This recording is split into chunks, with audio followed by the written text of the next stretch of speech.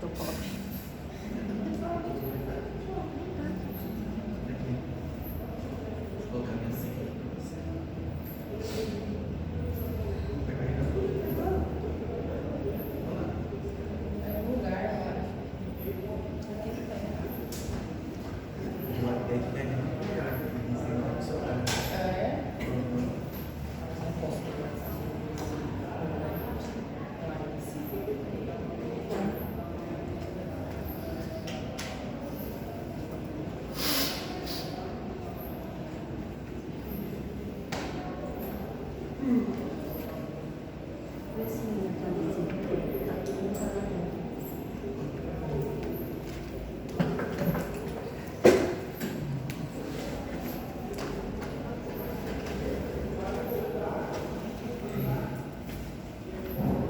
Deu certo? Nem ouvi você fazer a chamada.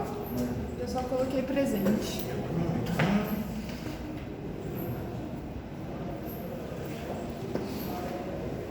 Só o Leonardo que não está.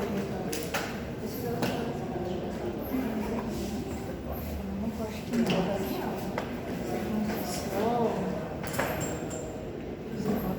Só fazer o pouco? Quem? A Ilana?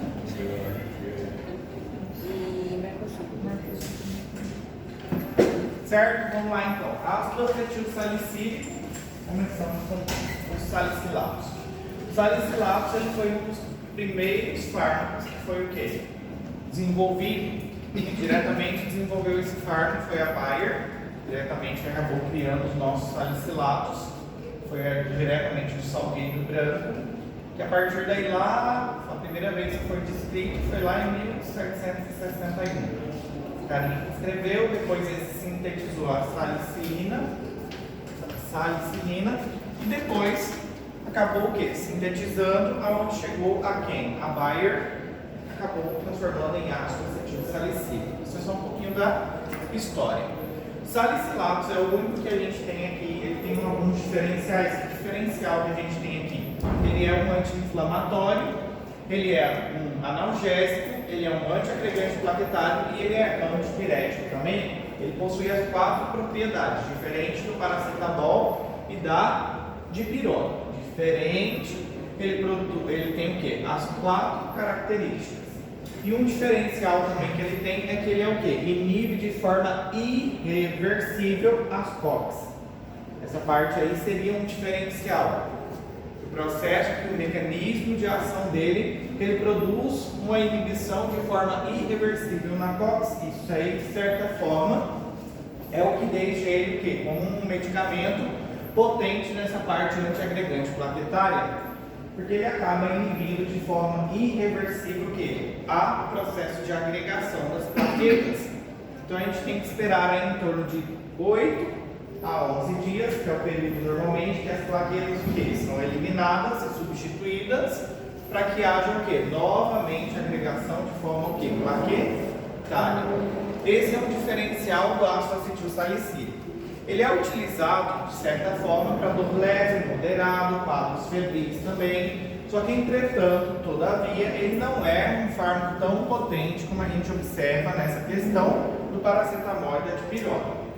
Ele já não é um fármaco tão indicado, já não é um fármaco tão utilizado nos dias de hoje. Às vezes ele vem associado com outro fármaco, como somizal, por exemplo. Ele vem em associação com outros fármacos. Mas falar que, vou lá, estou com uma dor, com uma cefaleia, vou lá no médico, ele vai me indicar um ácido acetil salicílico. Muito raro hoje em dia isso acontecer. As COX. O médico hoje já não passa mais ele para processos inflamatórios, não passa ele com uma ação para dor ou para febre. Hoje o foco principal dele é como antiagregante o quê? Plaquetário. De certa forma, é muito utilizado em pacientes para prevenir o risco cardiovascular do paciente. Aí que a gente acaba utilizando o ácido acetil salicílico. Antigamente ele já foi muito utilizado. Em que situação, principalmente, ele já foi utilizado? Antigamente vocês lembram que vocês tomavam o AAS porque era o quê? Doce. Doce. Gostoso, certo? Então vocês tomavam aí 100 miligramas e tranquilo, é docinho, é gostoso, vamos tomar, é tipo uma balinha perfeita, certo? Mas hoje em dia já não funciona dessa forma. Se descobriu diretamente que esse fármaco em quadros virais em crianças, ele costuma produzir uma síndrome, que se chama síndrome de Raynaud. Essa síndrome não é que o fármaco como se diz, ele vem causando. Não se sabe na realidade o mecanismo de ação, o que ele vem contribuindo, ou seja, contribuindo sim, ou que leva diretamente a essa síndrome. A única coisa que se sabe é que a utilização de ácido acetilsalicílico, que é a aspirina, em infecções virais em crianças menores, aí normalmente o que a gente fala? Menores de 12, algumas literaturas, menor de 16 anos, não deve fazer a utilização em quadros o quê? Virais, porque eles podem acabar desenvolvendo esse síndrome. Esse síndrome, quando a gente fala da síndrome de Raynaud, o que seria essa síndrome? Que a pessoa acaba evoluindo para uma encefalopatia de forma não inflamatória. O que ele causa? Normalmente o fígado começa a ter, claro, não se sabe o porquê da relação, nem tem no livro, nem tem diretamente em artigo científico, ainda não sabem ainda o porquê disso. A única coisa que sabe é o quê? Que muitas crianças que utilizaram aspirinas em quadros em infecções virais, elas passaram a desenvolver esse síndrome, que inclusive a mortalidade é um pouquinho alta, 25% acaba indo a óbito. O que acaba acontecendo? Com esse quadro viral somado à utilização de aspirina, o ácido acetilsalicílico, ele começa a acontecer um depósito muito grande de gorduras nos hepatócitos. O que isso leva nos hepatócitos? Uma falência. Qual a função do fígado? A função do fígado é absorção. Metabolismo. Metabolizar. Metabolismo, muito bem. Metabolismo, super bem. Se o fígado, se os hepatócitos estão prejudicados e não estão metabolizando, nós produzimos compostos tóxicos todo momento. Quem faz esse processo de metabolizar e mandar para o rim para excretar é o nosso fígado. Se o fígado para de funcionar, enche de gordura os meus hepatócitos, o que vai começar a acontecer? Acumular compostos tóxicos, principalmente amônio. Para onde esse amônio vai?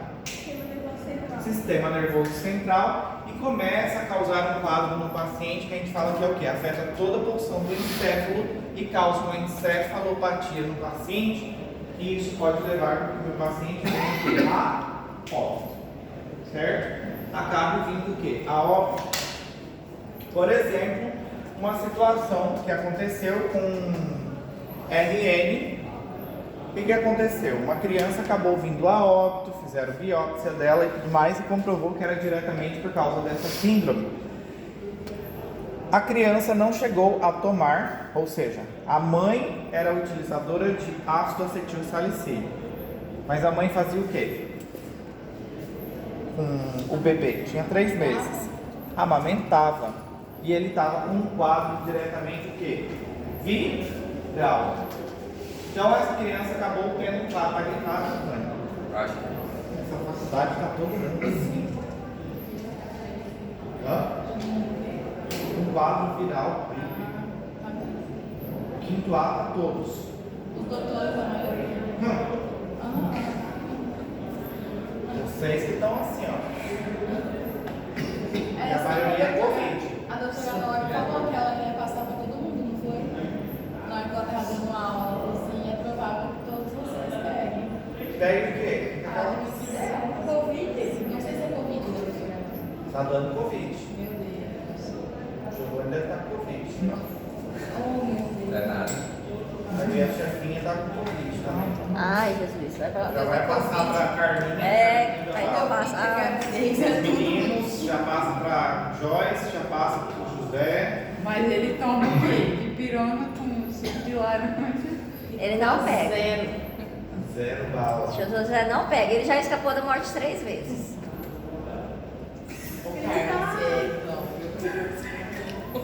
O José é um cara. É, Estou vacinado. É? mudou o visual, seu José? Visual diferente. Opa. Sempre jovem. Cara, só que Pintou o mudou cabelo. o dia. É que hoje é quinta-feira, né? Mas pintou o cabelo.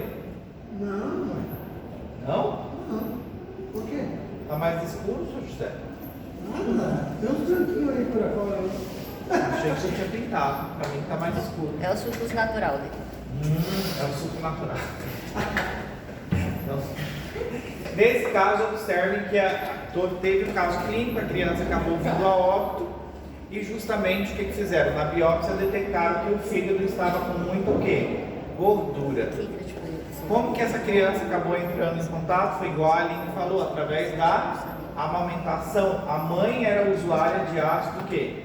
Acetil salicílico. E através disso a criança acabou evoluindo para um quadro de síndrome de Rey e chegando a óbito. Normalmente os pacientes que acabam sobrevivendo a essa síndrome, eles podem ter um quadro de sequela neurológica. Boa parte deles acabam tendo um quadro de sequela neurológica. Sabemos que os nossos pacientes pediátricos, eles são considerados, até que idade é considerado um paciente pediátrico? Então, não seria 12? Não, até Não? 21 anos. 21? Segundo a OMS, é considerado paciente pediátrico até 21 anos de idade. Mulher, né? Homem Não sabia, não. né? Não, todos, homem e mulher. Não é para todos, certo? Quem tem 21 aqui? Ninguém. Javier? César? Vicky? A Vicky, praticamente. 23. Quem? A Vitória? Não, tem 23. Você não é mais pediatra, então, pediatra. César é um paciente considerado o quê? Pediatra. Tem 21, César. Nossa. Se tão velho. A Núbia tem quantos? 31? 20. Ah, 21. 21. E a Verô? Também? Vocês eram tudo da mesma escola. Vocês são família? Família. Best friends só. Me senti bem, né? Fácil, né? Giovanni não tem 21 não? Não. Aí dia, né, Giovanni? Poderia. Faz alguns anos. Dias. É dia. Faz já não. 31? 31? Não entendi. 31? Você tem 30. Não, também não.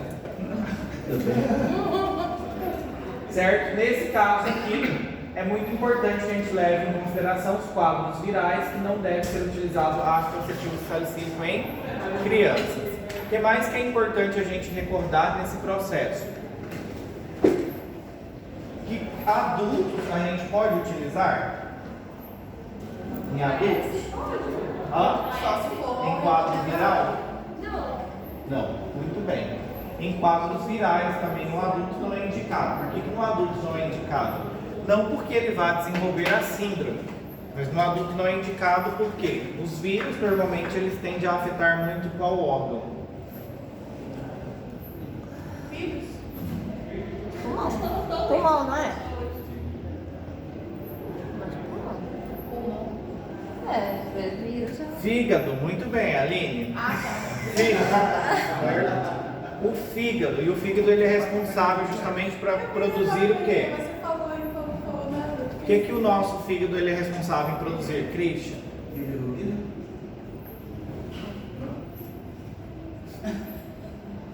Vicky? Joyce, ajuda. O fígado ele é responsável por produzir o quê? Proteína.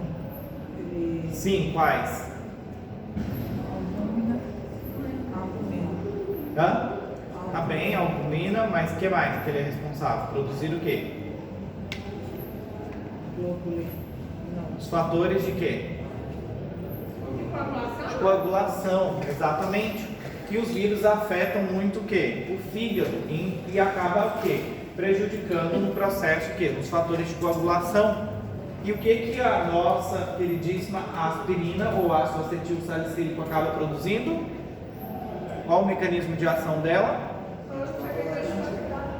Inibe de forma o quê? Irreversível a COX. Por isso que em casos de dengue a gente não pode indicar o quê?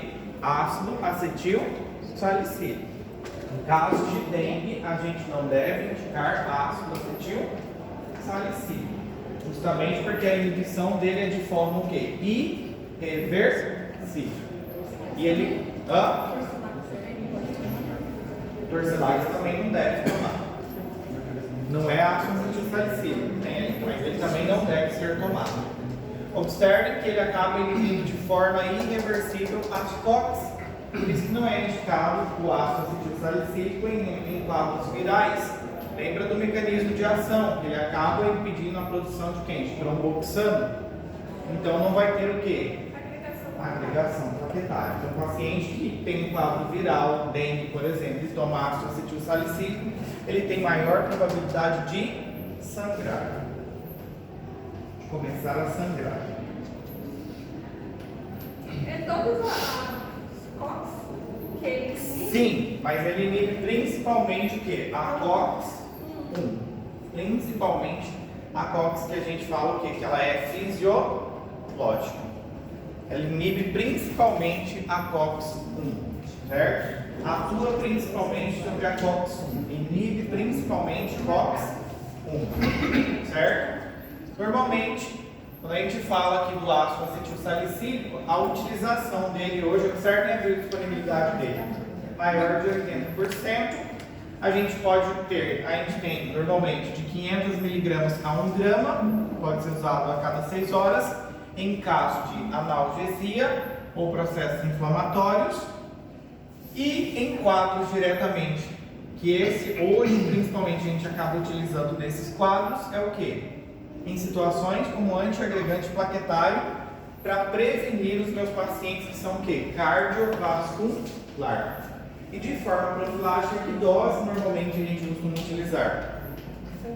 81, 100 ou 125 miligramas que a gente acaba utilizando no paciente. Ou seja, se eu tenho o César, que é um paciente cardiovascular, que tem algum transtorno cardiovascular, ele toma todo dia o quê? Um comprimidinho de ácido acetil salicílico de forma o quê? Profilática. Antigamente se tinha o conceito, né, que por que ele toma isso? Porque o César pode o quê? Infartar, ele tem um problema cardíaco. Antigamente se tinha um conceito que o quê? Que ninguém falava, ou via, por exemplo, a Vitória, que é magrinha, certo? Todo mundo acreditava, a Vitória do nada estava aí, pá, infartou. Todo mundo antigamente acreditava, como que a Vitória infartou? A Vitória o quê? Não tem nem nada de obesidade, ela é magra. Então as pessoas acreditavam que só podia infartar quem era o quê? Obeso. E hoje a gente vê que não é bem assim que funciona. Tem várias situações. Quando a gente nasce, está lá nos 10 anos de idade, forma-se o quê?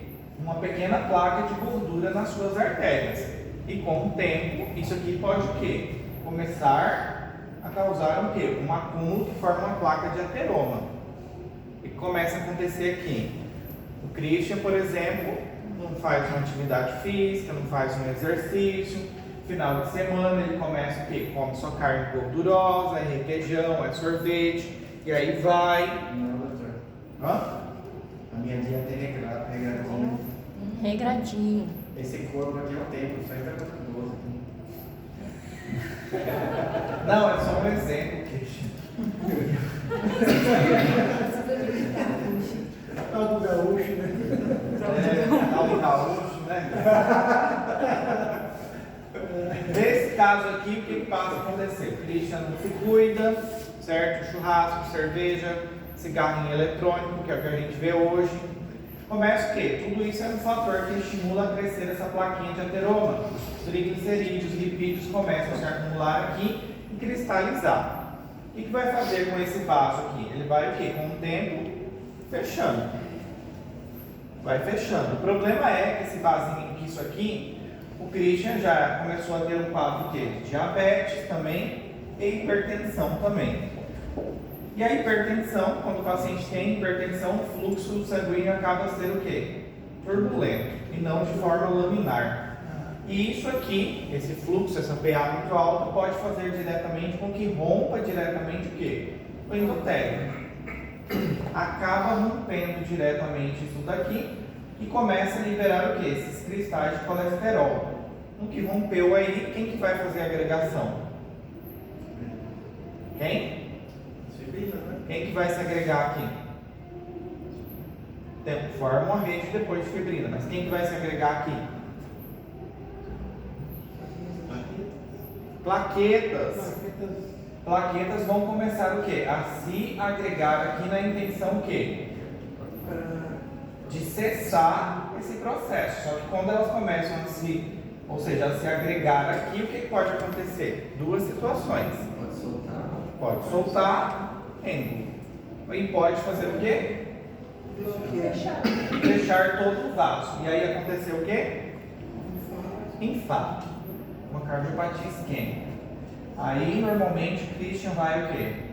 Pro hospital, se ele chegar a tempo, chegar a tempo, consegue reverter a situação. Tem algumas pessoas que com o tempo elas podem ter infarto. Isso aqui pode ir acontecendo lentamente no nosso corpo e, por exemplo, com o tempo o nosso organismo começa a fazer o quê? Angiogênese. O que seria angiogênese? Criação de outra. Formação, criação de novos o quê? Vasos. Então, por exemplo, aqui o Christian tem essa placa que está crescendo. Com o tempo isso aqui pode o quê? Fechar. Mas o organismo do Christian fez o quê? Criou um processo de vascularização de forma o quê? Lateral. Então, aqui o tecido totalmente cardíaco vai o quê? Essa porção vai totalmente o quê? Necrosar. E vai cicatrizar. Eu achava que só fazia isso daí cirúrgico. O quê? Fazer novos vasos. Não. Só que demora, doutor, 6 meses para fazer isso aí, né? O quê? O corpo demora para fazer isso. Sim, não é um processo também tão rápido, não. Por isso que aí depende. Por isso que a gente fala que às vezes, por exemplo, o Christian fez esse processo, aí depois de um tempo ele começa a passar mal, vai no cardiologista, o cardiologista fala, você tem 3 cicatrizes. Você tem 3 cicatrizes de infarto no coração. Significa o quê? Que o Christian já teve o quê? 3 infartos. Então ele tem 3 locais que aconteceu esse processo. Formam novos vasos, mas os vasos vai nutrir ali próximo. Aqui já não nutre mais. Cardíaco repara? Tecido? Não. Não, depois que morreu foi de alta. Eu achava que quando eles falavam que tinha cicatriz, eu achava que era porque o vaso era tão micro, tão fininho, que o tecido muscular que foi necrosado não foi grande extensão. Mas nesse caso é porque fez uma nova vascularização. Ou fica essa. Quando ela veio, começa a fechar, fazendo uma destruição do local melhor ainda. Fazendo um cateterismo. Cateterismo ajuda, mas a pessoa só vai fazer cateterismo quando tem o quê? Sintomas. Aí ela vai lá no hospital e às vezes tem que fazer de emergência cateterismo. Aí o que o cateterismo faz? É uma rede que coloca ali diretamente. Coloca uma rede e faz o quê? Destruir, né? Tá? Para tirar, limpar. Não é para tirar e limpar, porque tem uma imagem aqui. Ela abre. uma redezinha que abre e segura a placa. Exato.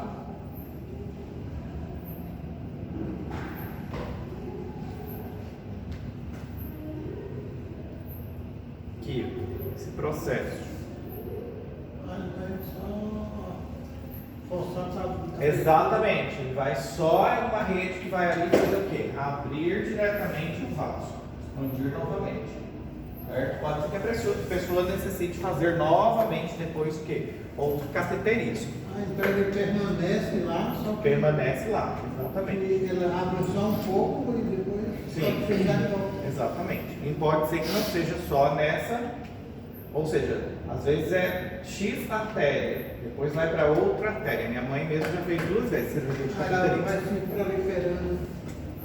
proliferando, enchendo. Não é que vá se proliferando, é que as pessoas o quê? Não consomem, não fazem nada, nunca seja um exemplo, né? Mas não se cuidam e pode o quê? Diretamente acontecer esse processo. Aí pode o quê? Ir de alta celestial. Logo, LDL. Deus. Logo Deus leva. Aí pessoas que são cardíacas e têm esse transtorno diretamente costumam utilizar o quê? O ácido acetil salicílico na intenção o quê? Se caso romper, acontecer esse processo, não fazer o quê? As plaquetas não vão se agregar. Então ela acaba sendo o quê? Utilizada mais com essas, ou seja, com essa função antiagregante plaquetário em pacientes com risco o quê? Cardiovascular. Certo? O que mais que a gente tem que levar em consideração aqui? Que ela acaba inibindo mais COX-1, ela inibe COX-2 também. Por isso ela vai ter mais efeito adverso que gastrolesivo. Dos nossos AINES, dos que a gente tem, a mais gastrolesiva é o ácido acetil salicílico. Por essa questão de inibição de forma irreversível, por ele inibir de forma totalmente irreversível e por ele atuar mais na COX-1. Ele é o mais gastrolesivo que a gente tem. Eu conheci uma pessoa que estava tomando esse AS infantil, desde onde ele tinha 60 e poucos anos, morreu com 93 anos, rapaz. E ele estava tomando direto esse AS. Tomava justamente de forma profilática. Professor, não sei se você vai falar ainda, mas se eu falar, você diz. Mas por que dá no almoço? A questão do AS, geralmente quando a pessoa sofre questões cardíacas assim, como o AS de forma contínua, por que é no almoço? Gastrolesivo. Por ele ser muito gastrolesivo. Por isso que a pessoa comeu, né? Geralmente eu vejo essa prescrição antes do almoço. Eu nunca entendi, mas talvez é porque para não tomar outros remédios não confundir. Não. Porque tipo, a simvastatina é à noite. Eu sei que tem um porquê, que é o horário lá que vai fazer de madrugada. Mas o AS no almoço não tem meio-dia, não tem nada relacionado ao sistema circadiano. Não tem nada a ver. Aí acho que é mais a questão gastrolesiva.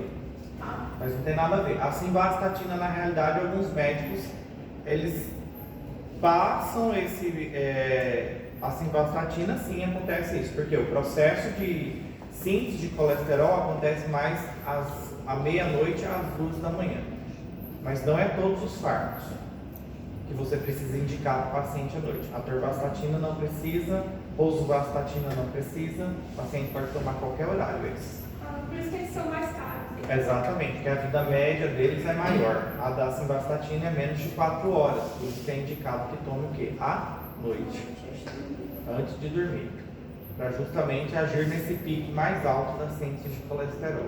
Mas os Porque outros está não em precisam. repouso, será? Hã? Porque a pessoa fica em Sim, repouso. entra em repouso, entra por causa do ciclo circadiano. Aí começa a sintetizar muito mais. É porque ele começa a agir depois de 4 horas. Então, Isso. se você dorme 9 horas e aí começa a nosso corpo produzir colesterol 2 horas da manhã, então conta 4 horas antes de 2 horas da manhã. Aí é mais ou menos horário, né? Assim, tipo, Sim, e o que acontece é que as pessoas o correto era o quê? Toda noite a pessoa ter uma dieta mais o quê?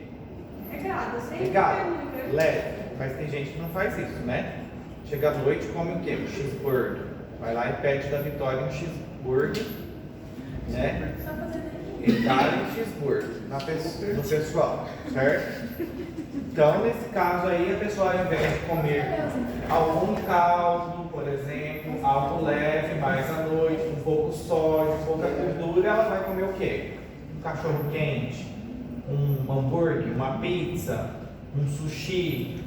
Aí lasca tudo. Aí É mais faz gorduroso essas muito coisas. mais gorduroso. Aí às vezes faz o quê? Meu avô sobreviveu muito tempo, morreu de câncer, mas ele tinha hábito de pegar banha de porco e jogar em cima ainda da comida. Assim. Nossa. Hã? Se temperava, tipo com a banha, né? Temperava com a banha, jogava a banha de porco em cima. Ali, ó, pra ele comer. Algumas pessoas têm essa cultura, né? Aqui, a chefinha tá falando, uma delícia. Não, não falei delícia, não. Falei, nossa. Ah, eu não entendi, você falou que era uma delícia. Um torresminho, Mas né? ela falou delícia, Ah, ali ele gosta também?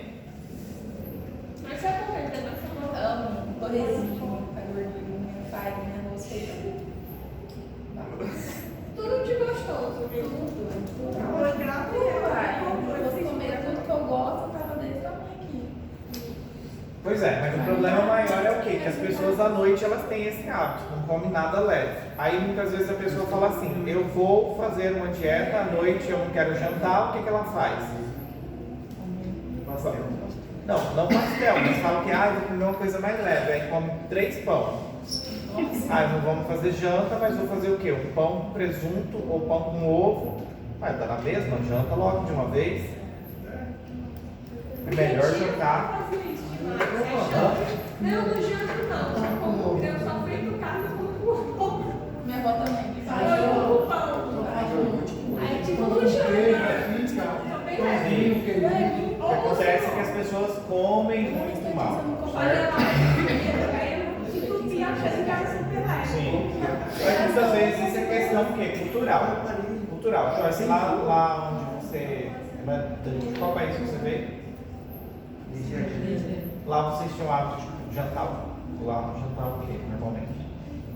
É igual aqui também? Vocês consumiam normalmente na janta? Mandioca?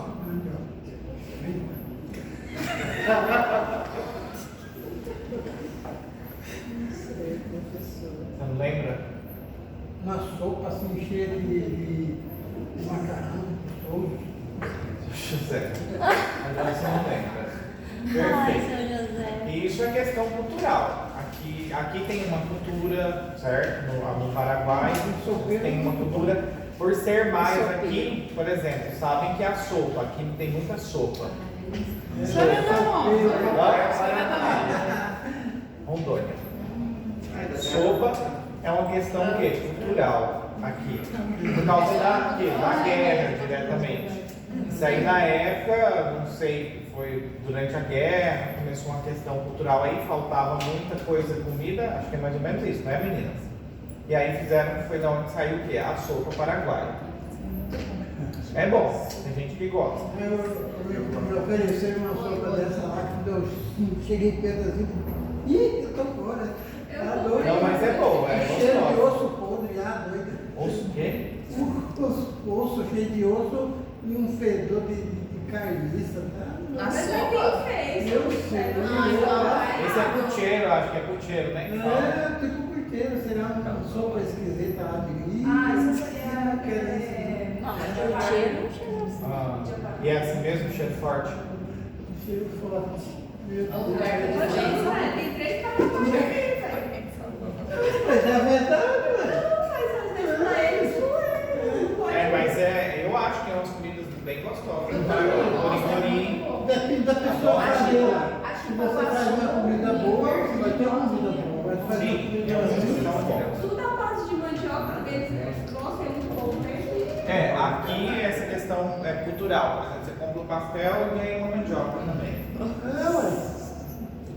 A chefinha não quer mais comer pastel. Sabe o que eu acho legal? Quando você vai lá de manhã cedo, os caras tá com pão, com bife milanesa lá no meio do pão. Ou é uma delícia aquele pão Eu da também gata. Mas de manhã cedo, você pode de manhã cedo, os caras tá dando uns petinhos ali já de manhã cedo. Aí é bom. Seguimos. Paracetamol, a gente já falou. Porque o café da manhã. Qual que é o antídoto do paracetamol? Joyce, lembra? Perfeito. Qual que é o principal efeito adverso que vem causando o paracetamol? Toxicidade. Qual? Como assim? Qual toxicidade? É porque ele tem 5% lá. Aí, Então, aonde que ele afeta essa toxicidade? fígado. Hepatotoxicidade. Dipirona, qual que é a principal reação adversa? Uma delas é alergia, mas tem outra. Nefrotose. Não. A granulocitose, muito bem, certo? A granulocitose, paciente asmático, é indicado qual medicamento? Daqui. O asmático paracetamol. Mais seguro, perfeito. Ibuprofeno é outro que a gente vai falar agora. Nosso ibuprofeno. E aqui a gente tem ibuprofeno, tem naproxeno, cetoprofeno, são todos da mesma família, o que muda é a farmacocinética. Asmático. O mais famoso que a gente tem aqui é o ibuprofeno, muito utilizado, principalmente na pediatria E também em adulto também. Em adulto normalmente é utilizado em quadros o quê? Principalmente inflamatórios de tecidos blandos. É utilizado muito ibuprofeno e utilizado também em situações onde o paciente tem o quê? Cólica menstrual também, dismenorreia, a mulher tem muita cólica. Processos o quê? Reumáticos também muito utilizado, artrose também, em quadros o quê? De febre também é utilizado, só que, entretanto, todavia ele tem ação analgésica, antipirética e anti-inflamatória. Melhor ação do ibuprofeno aqui seria o quê? Anti-inflamatória. Ele tem ação antipirética, às vezes a mãe vai no consultório com vocês e a criança está com um quadro o quê? De faringoamigdalite. Está com dor de garganta e é um quadro diretamente o quê? Viral. Então não tem placa e não precisa dar o quê? Antibiótico. Você dá o que para essa criança? Um ibuprofeno. Você vai e passa ibuprofeno. Perfeito. Ibuprofeno para tirar o que? Essa inflamação e a dor. Só que a criança, ele também tem ação o quê? Para febre. Só que nem sempre ele consegue controlar essa febre. Por isso que você associa ibuprofeno mais paracetamol.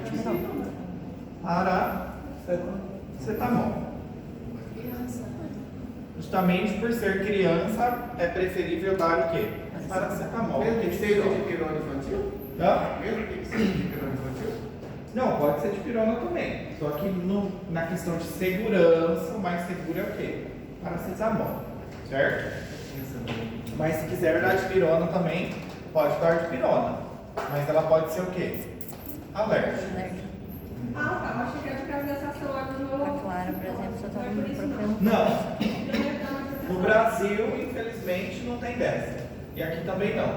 Pode ser paracetamol e pode ser de pirona. Só que aqui eles gostam mais de paracetamol. Paracetamol usa mais. Já no Brasil, todo mundo é fã de quem? De pirona. De pirona. Todo mundo gosta de uma de pirona, certo? Então, nessas situações, é importante, ou seja, a gente usa muito ibuprofeno. Em caso de choque, em caso a pessoa se choque que eu falo, bateu, caiu de moto, se machucou, está com dor diretamente, foi jogar futebol, deu uma trombada lá, pode utilizar quem? Ibuprofeno. Mas tem melhor que o ibuprofeno? Tem melhor que o ibuprofeno. Naproxeno. Naproxeno, a farmacocinética dele é um pouquinho melhor do que o ibuprofeno. Naproxeno a gente acaba utilizando muito o quê? Para quadros onde o paciente ele tem o quê? Muita dor. E dor aonde esses pacientes normalmente têm? Para usar naproxeno. Articulação. Em casos, por exemplo, reumatológicos, a gente costuma utilizar o quê? Naproxeno. Observe aqui, antirreumático. Significa aquelas pessoas que sentem muita dor nas articulações, costumam utilizar naproxeno. Por quê? Olha a biodisponibilidade do meu fármaco. 99%. Além do mais, olha a vida média dele. 14 o quê? Horas. Então, muitas vezes, a pessoa vai precisar tomar só o quê? Um comprimido uma única vez ao dia. Ela não é como o ibuprofeno, que acaba utilizando o ibuprofeno o quê? Se é de 400, a gente pode passar até de 4 a 6 e 6 horas. Agora, por exemplo, se for um de 600, você pode indicar de 6 em 6 ou de 8 em 8 horas para o paciente, certo? Aí você acaba indicando o nosso ibuprofeno, mas eles são da mesma família. O que mudou aqui foi o quê? Farmacocinética. Da mesma forma, o outro que tem aqui, cetoprofeno. Cetoprofeno, aqui no Paraguai não é tão utilizado, mas no Brasil é muito utilizado. O que usa mais na urgência no Brasil é cetoprofeno.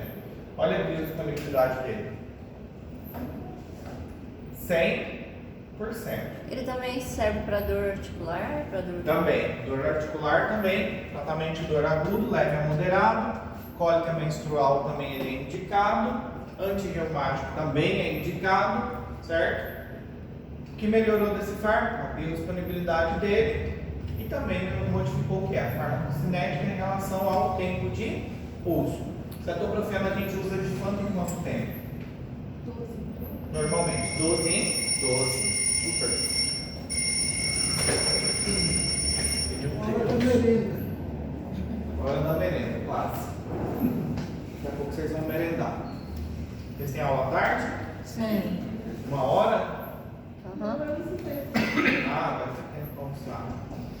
Esse daí eu acho que não tá bom, né? Se eu tiver que O Bela. Esse eu nem sei. Hã? Maria Ricardo. Ah, farinha do amigo da Alice. Você pergunta. é melhor pra doce. Sim, no Brasil a gente costuma o quê? Quando o paciente chegou lá, por exemplo, suponhamos, o João estava vindo para a faculdade e sofreu um acidente. O que o João fez? Fez alguns, ou seja, algumas lacerações, aí foi lá, bateu a perna, foi para onde? Para a urgência. Ele está com muito o quê? Dor. O que normalmente o médico dá lá para ele? Cetoprofeno, para aliviar um pouco da dor do paciente. Em questão analgésica, ele é bom, certo? Em questão analgésica, ele é muito bom, certo? Na questão analgésica, ele é bom, certo? Nessa parte, ele é muito bom. Em questão dos três que a gente tem aqui, que é o ibuprofeno, naproxeno e o cetoprofeno, que são da mesma família, na questão analgésica, o cetoprofeno é bom, certo? Ele acaba sendo um fármaco legalzinho nessa situação, certo? E uma vantagem que observe, a biodisponibilidade. Só que isso no Brasil. No Paraguai já muda. Mas eles são gastrolesivos? São também. Eles são gastrolesivos, são hepatotóxicos, também causam o quê? Incômodo gastrointestinal, a pessoa pode sentir o quê? Irritação gastrointestinal, porque ele vai atuar diretamente aonde? Sobre COX-1 e COX-2. São fármacos que vão inibir todos os dois processos, tanto a COX-1 como a COX-2. Também são nefrotóxicos? Também podem ser nefrotóxicos também. Também pode diretamente, ou seja, temos que tomar cuidado em algumas hepatopatias? Também temos que tomar cuidado. Por mais que aqui fala diretamente que ele tem ação que analgésica e antipirética e anti-inflamatório, ele também tem ação menor, mas tem o que? Antiagregante o que? Plaquetário. Ele também tem uma ação também antiagregante plaquetário. Baixa, mas ele tem. Por isso que não podemos utilizar ibuprofeno em casos de quê? De dengue. Dengue também não é indicado você utilizar quem? Ibuprofeno, cetoprofeno, naproxeno é contraindicado. E claro, a dose máxima diária é de 2.400 mg por dia. Não mais que isso você pode usar no seu paciente.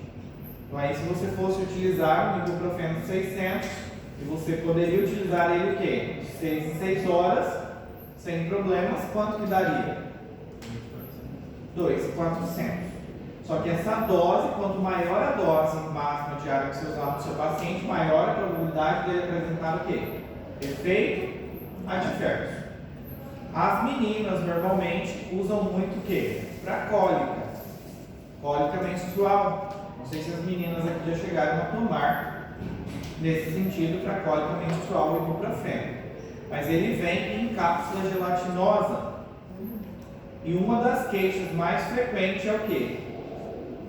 Essa cápsula se abre. Aonde? No estômago.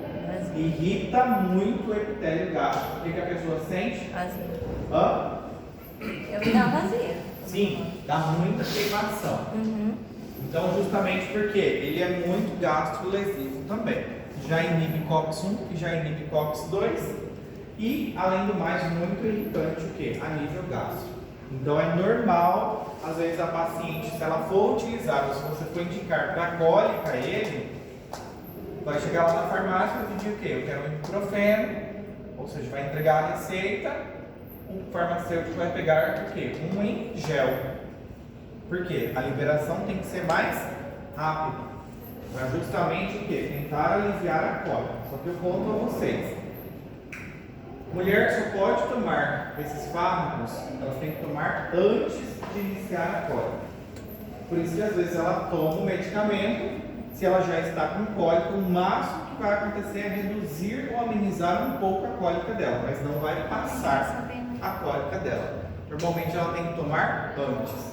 Então ela sabe que ela vai entrar no período, e ela sabe que ela vai morrer de cólica, ela tem que entrar o quê? Antes disso. Antes disso, ela deve o quê? Começar a tomar o fármaco. Só que o ibuprofeno é uma indicação por muitos médicos, só que ele que não é um dos melhores para cólica. A gente vai ver um que é muito melhor para cólica. Dipirona.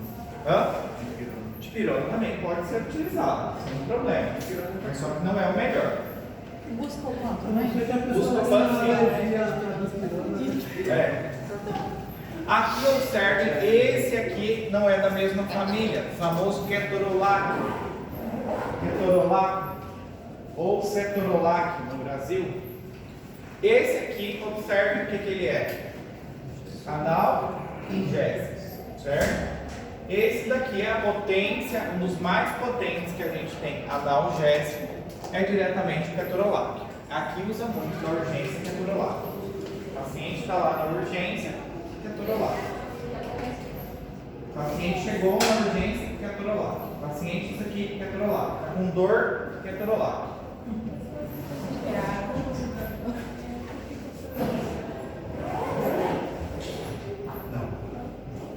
Aí tem outro. A gente vai falar. Aqui, o ketorolac, a função dele é só analgésico. Tem ação anti-inflamatória? Tem. Antiagregante? Tem. Antipirética? Tem, mas baixíssima. Mas a potência de todos que a gente já falou até agora, o mais potente que a gente tem aqui dos que tira a dor, é ketorolac. E aqui, ele é um pouquinho mais caro que os outros. E normalmente a via de administração dele é oral, mas é sublingual. Do mesmo jeito, ou seja, se a pessoa está com muita dor e toma um desses, batata, ajuda. Se é muita dor, logo em seguida ela vai o quê? Sentir um alívio dessa dor. É até comparado ele com uma dose mais baixa o quê? De morfina. Então ele é bom quando a pessoa tem um quadro o quê? De dor. A pessoa está com muita dor, ketorolac. E aqui usa muito. Aí ele existe de 10, de 20, de 30 e existe até de 40 já miligramas, sublingual, certo? Só que aqui tem que respeitar a dose, não passar do que? 90 miligramas e não usar por mais de 5 dias. É um fármaco que é pó, belezinha, excelente, bom para dor, só que entretanto, todavia, é extremamente nefrotóxico. Extremamente nefrotóxico. Agride demais o rim. Então, por isso que é indicado dose máxima até 90 miligramas por dia e só se vai utilizar o quê? No máximo estourando por 5 dias. Porque algumas pessoas elas sentem dor, muita dor, seja por um processo, ou por uma tensão, ou diretamente algum trauma que já sofreu, ou coluna. E aí ela começa a tomar o quê? Ketorolac, que ele ajuda. Ele começa a tomar ketorolac e ele só segue o fluxo, se ele conseguir pagar também. Aí que vem as falhas renais. Hã? Aí que vem as falhas Renais, exatamente. Se ele conseguir pagar, porque em média aí é 30 ou uns 40 reais. Essa semana eu comprei um, paguei 32. Genérico ainda. Você compra. E não pensa você que você vai comprar uma caixa e vai vir 30 comprimidos, não. Vem só 10. Esse valor. 90 reais por mês. Se você tomar um por dia. Né? Agora, se você for seguir a regra aqui de 8 em 8 horas, e normalmente no Brasil ele não vem. Ele vem de 10 e de 20 só. Então, se você for comparar, se você for tomar por via oral, quanto você vai tomar por dia? Se você for tomar a dose máxima. Se você compra, o que eu comprei é de 10 miligramas. Então vai precisar tomar 9 comprimidos. Exatamente. Se você for tomar aí, se 10 miligramas não aliviou a sua dor, o que você vai fazer? Vou tomar um de 30, tomo 3 de uma vez. Toma é colocar 3 embaixo da língua. Aí pronto. De 8 em 8 horas. No final você gastou quantos comprimidos? Só vem 10. No dia você gastou quantos? 9. Consegue pagar? Vai ser impossível o paciente pagar todos os dias isso. Certo? Então ele tem essa vantagem Mas só que ele é um medicamento que caro e extremamente também o que? Nefrotóxico. Ele é nefrotóxico também. Nos Estados Unidos, como eu falei para vocês, a gente ainda é apto a quem? Aos AINES. Daqui uns tempos a gente começa a imitar, porque a gente pega tudo de lá, né? Então daqui uns dias a gente começa a parar de utilizar mais os AINES e vai passar a utilizar quem? Opioides. Aí a gente vai entrar na codeína, no tramadol, morfina, fentanilo. Ou seja, vamos ficar dependentes. Lá já é uma população totalmente dependente, certo? Totalmente dependente. E existem muitos colegas nossos que eles já se tornaram no hospital totalmente dependente do quê? De opioide. Do nada some uma ampola de fentanilo, só desaparece assim do nada. Quem pegou? No Brasil é mais o quê? Difícil, né? Agora aqui, fica ali, ó, a caixinha cheia de fentanilo. Liberado. Passa ali e só pega. E a pessoa que ela é totalmente dependente, ela tem ato de manifestar alguns caráter. A pessoa fica extremamente agitada. Depois que ela toma, ela fica tranquilinha, super de boa. Mas opioides a gente vai falar ainda. Para que é utilizado? Para que é eficaz? Ketorolac. Analgesia. Quando? Pós-operatório, migraña. O que seria migraña? Enxaqueca. A pessoa está com enxaqueca, cólica renal. Existe ele na forma o quê? Oftálmica, que é para conjuntivite alérgica, ou após extração de catarata, ele é utilizado para o quê? Potência analgésica, certo? Aqui usa para tudo. Chegou com dor, acidentou, fez isso, bateu de moto, ketorolac. Está com migraña, com enxaqueca, ketorolac e dexametasona. Já passa os dois para ajudar. No Brasil passa o quê? Dexa com dipirona. Para migraña. EV. Tudo é EV. Ou aqui faz o ketorolac de que forma? Intramuscular. O bulbumzinho também. Tem essa opção também. Normalmente faz o quê? EV. É seguro para grávida? Grávida pode utilizar? Categoria D. Categoria D. Certo? É categoria D. Gravidinha não deve fazer a utilização. E a principal forma que a gente consegue comprar, praticamente todos são o quê? Sublinguais. O bom dele é isso, que a pessoa está com muita dor e as duas vias que a gente tem mais rápido é o quê? Intravenosa e a outra é a sublingual. Então o efeito vai ser muito o quê? Rápido, certo? Essa é uma vantagem principalmente, mas respeitar a dose máxima o quê? De 90 mg por dia, certo? Isso é importantíssimo a gente levar em consideração. Biodisponibilidade dele acaba sendo o quê? Boa, principalmente porque usa o quê? Sublingual. Então acaba que a biodisponibilidade dele é o quê? 100%. Isso é ruim porque pode causar diretamente o quê? Uma nefrotoxicidade. Certo? Outro que a gente tem aqui que é muito famoso também, diclofenaco. Já ouviram falar? Diclofenaco? Antigamente tinha eles separados, de sódio e de potássio. Qual que era a principal diferença? Ainda existe ainda. Em alguns farmácias você consegue encontrar, mas hoje a gente vê só quem? Diclofenaco. A diferença era que o de sódio ele era melhor para atuar em tecidos duros e o de potássio melhor para agir em tecidos o quê? Mole. O que seria esse mole? Ou seja, tecidos blandos, músculo, por exemplo, potássio muito melhor.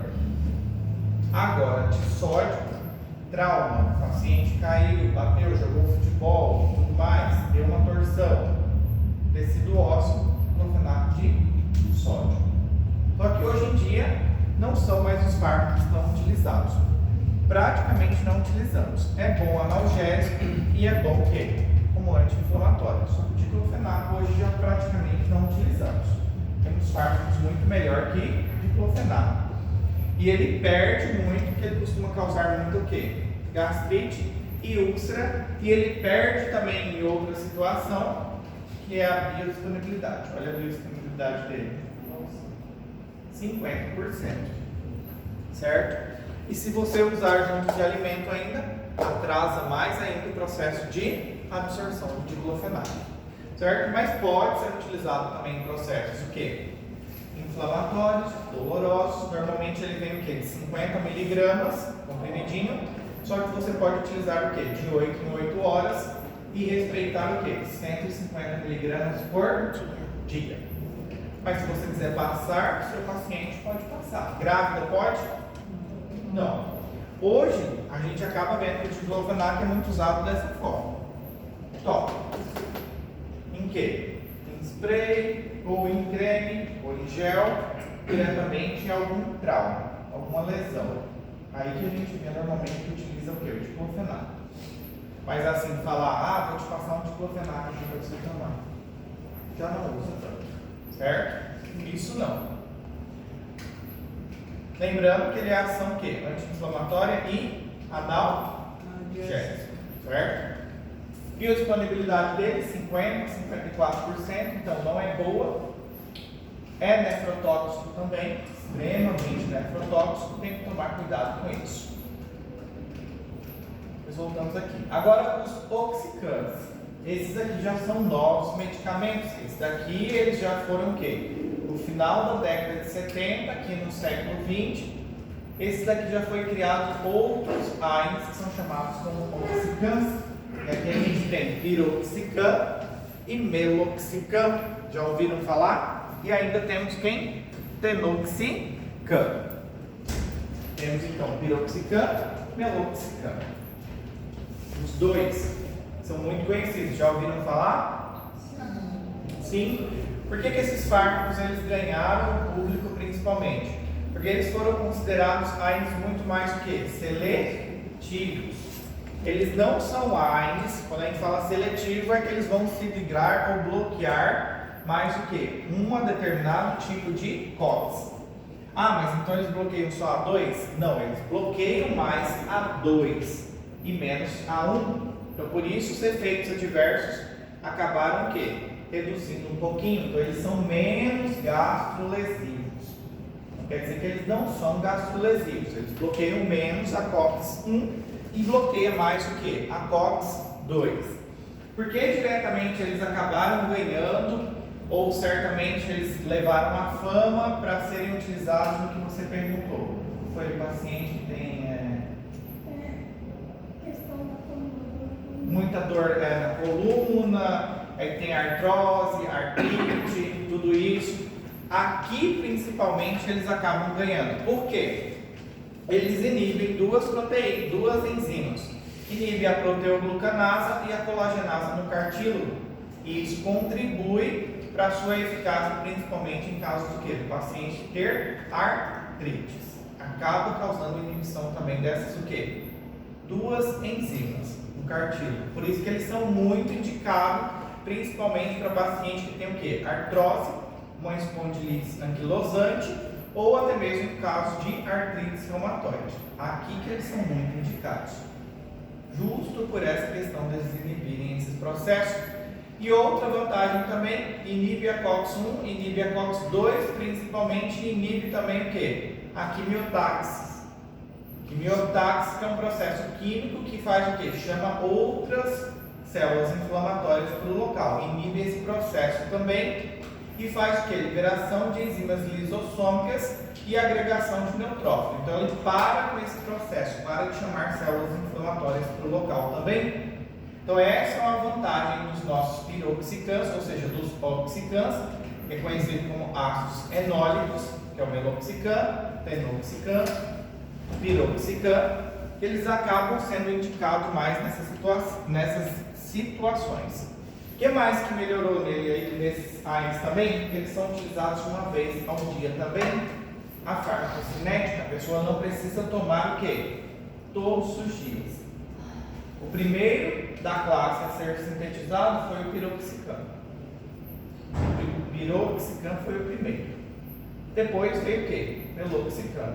Depois veio o quê? Tenoxicam. São medicamentos bons na questão que analgésica e anti-inflamatória. Agora, na questão de antitérmico, não serve. Não tem ação antitérmica. Porque eles não têm muito efeito colateral. Exatamente, não tem muito. Certo? Não. Em questão você fala o quê? De nefrotóxico. Tem também. Então, o que modifica deles é que você tem que tomar um pouquinho de cuidado o quê? Com a dose. Às vezes a pessoa está com muita dor, ela toma 2, 3 no dia. E a dose dele, normalmente, a farmacocinética dele é o quê? Observem aqui, de 12 a 18 horas. Claro, piroxicam, se a gente separar os dois, observem aqui, a semivida do meloxicam, 15 a 20 horas.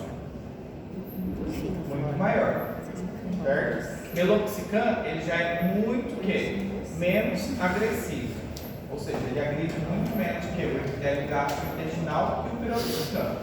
Só que de forma geral dos AINES, até agora, os AINES que, ou seja, que pega tanto COX-1 e COX-2, eles são os menos gastrolesivos. E eles são utilizados na situação onde o paciente tem o quê? Diretamente algum transtorno reumatológico. Dor, uma artrose, por exemplo, uma espondilite, aí eles funcionam super bem. Justamente por essa questão aqui. Aí você pode indicar para o seu paciente. Piroxicam. Só que, claro, isso aqui é um mais. Não se esqueça que é um mais. Se você não procurar com o seu paciente o quê? Ele fazer uma fisioterapia, ele fazer outro tipo de atividade, isso aqui ele vai seguir usando o resto da vida. Aqui é o quê? Tratamento sintomático. Sim ou sim o paciente precisa o quê? Buscar, você precisa indicar para o seu paciente outro tipo de tratamento. Não é eternamente, você deve indicar o AINES. A propriedade dele aqui vai ser principal analgésico e anti-inflamatório. Mas o paciente vai usar a vida inteira?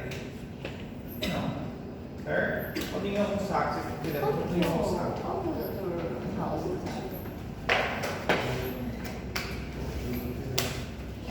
Quem usa? O Dr. House, porque ele tinha um problema, né? Sim. E aí ele usava o tempo todo. Opioide, ele usava.